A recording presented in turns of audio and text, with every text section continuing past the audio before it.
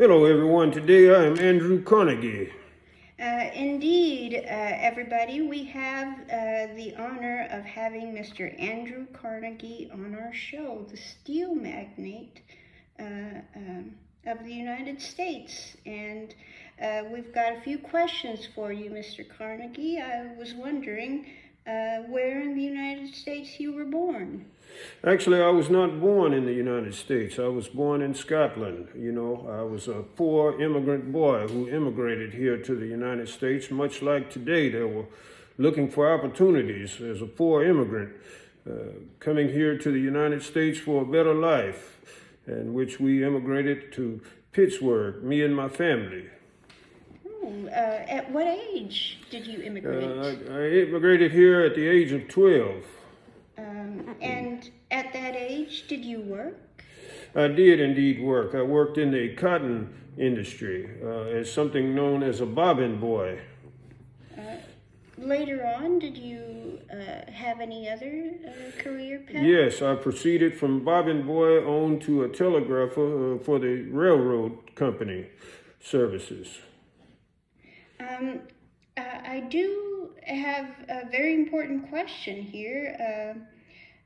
What industry did you make your fortune in? Yes, I did make money in the steel industry through the processes of manufacturing steel.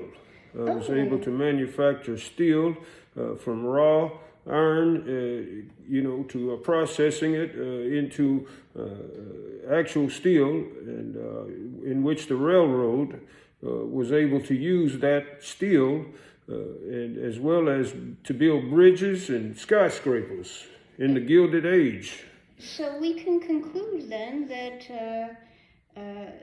steel was in high demand in that time. Indeed it was. Indeed it was. In fact, by 1897, there were over 200,000 miles of railroads in which I helped to contribute to that. That's very impressive. I was wondering, were you married?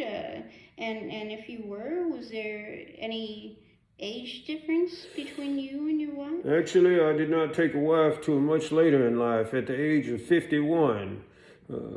My wife, she was 30 at the time, and so there was a 21-year age difference between us. Louisa Whitefield was her name. Did you have any offspring from that We marriage? did, in fact. We had one daughter, in which she was named Margaret, after my mother. That's very nice to hear, Mr. Carnegie. Did you ever sell Carnegie steel? I did, in fact, sell Carnegie steel for $480 million. I believe it was if my memory serves me correctly, it was 1904. It was the early 1900s. I sold it to a man named J.P. Morgan. Oh, yes, very well known, J.P. Morgan. I've got another question here. I've heard about it, but I want you to tell me about it. I've heard that you came up with this idea. It's called the Gospel of Wealth.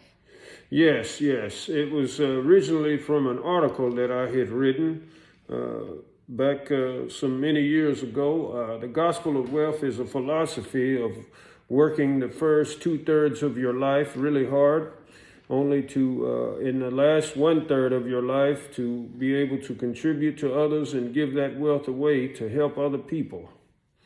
And in what ways did you help other people? Well, I contributed to the building of libraries, education for the most part, across the country, with more than 1,600 libraries in my name were built and across the nation here. That's very impressive. Actually, today we are in Tyler, Texas. Do we have one of your famous libraries? In fact, there is a library there that was constructed in 1904 in honor of myself. There is also another building, a very important hall, very well known, and there's symphony performances that are held Yes. there. The Carnegie Hall was built in the early 1900s in New York City for the New York City Orchestra, and it still stands today. Very impressive, Mr. Carnegie.